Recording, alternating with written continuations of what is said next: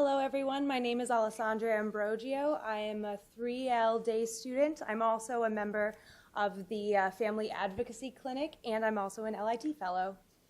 And I'm Michael DeFilippo. I'm a third-year evening student. I'm also an LIT fellow and a student in the Health Law Clinic. So there are a myriad of public benefit programs in the state of Massachusetts, let alone across the country. And there's really no adequate central hub through which to determine eligibility. There's TAFDC, there's WIC, SNAP, Mass Health, you name it. The problem is that practitioners and clients often don't know what programs are available to them, let alone which programs will help their situation and which programs they're even eligible for. So we tackled this problem through the lens of the clinical programs here at Suffolk. As you can see, there are several clinics, and we primarily serve low-income individuals. And we imagine a scenario where, for instance, Alessandra in the Family Advocacy Clinic is representing a client in a divorce matter, and she expressed concern about making ends meet. Now, we are new practitioners. We do not know what public benefits are available. So we wanted to create a tool.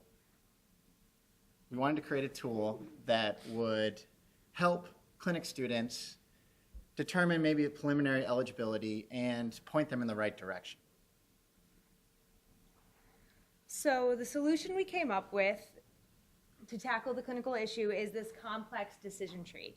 It maps out the series of questions that you would ask to determine eligibility for various benefit programs. As you can see, the decision tree is very complex, at least alone, and a little bit difficult to follow. We wanted to make the tool a lot more user-friendly so that it would actually help solve the problem instead of make it even more time-consuming. So we searched for a platform that was user-friendly, and it's actually something you've already seen in previous presentations, but I wanted to give you a very simple example to show you how this platform works. And the platform is called Q&A Markup. It was developed by our own Professor Colarusso. And as you can see up here, it's a very simple flow chart. And it's a very simple question. And it can be expressed in Q&A Markup like this. It's very simple. Like Alessandra and I do not have any programming knowledge, so we wanted a program that was versatile and we could learn quickly, and so that other clinic students could also learn it quickly.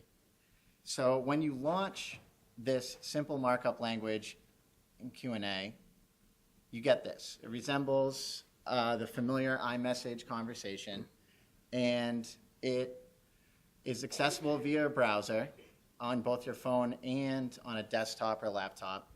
And it is, like I said, very familiar, so it would be user-friendly for everyone. So this is what the tool looks like, what the flowchart looks like when it's integrated into the interactive questionnaire, specifically the Q&A markup program. It becomes that interactive questionnaire to help you through those eligibility requirements.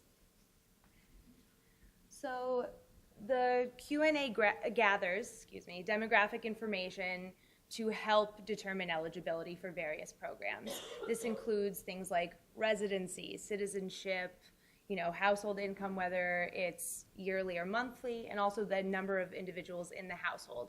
It's not going to be asking for things like your name or your age or your social security number, and all of the data is stored locally, so you don't have to worry about that soft information becoming public. And throughout the Q&A, you'll be provided with information to help you to actually determine eligibility and then eventually apply. So you're going to receive websites, phone numbers, where to apply, things like that. At the end of the Q&A will give you the option of getting an email of action items so that all of that information, those websites, etc., it's all provided to you in one central location. And that email, you can either keep it, like the practitioner can keep it for themselves, or they can even send it to the client.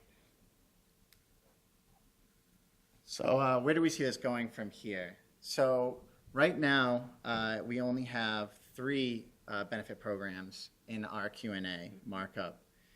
We have one more in the pipeline, and we intend on adding more as we go along. Secondly, we want to improve what we have. We gathered significant user feedback from practitioners who are experts with these benefit programs and who work with clients daily. But you can always get more feedback. Thirdly, and most importantly, I think, is sustainability. Their clinic students are only in the clinics for 1 year, but we want this to continue to be used by future clinic students and continue to be improved upon. So we want to create a sustainability plan that will keep it going years after Alessandra and I are gone. And lastly, we hope to share it eventually. Right now, it's an internal tool for clinic students, but if it ever gets to a point where we feel comfortable sharing it with the general public, that's what our ultimate goal would be. So we currently have a beta version on the web. You can access it through this link, and we would really love your feedback and for you to try it out, so go ahead. And I will be available at the post-presentation later if you have any questions, or I can also walk you through a demo if you would like. Thank you. Thank you.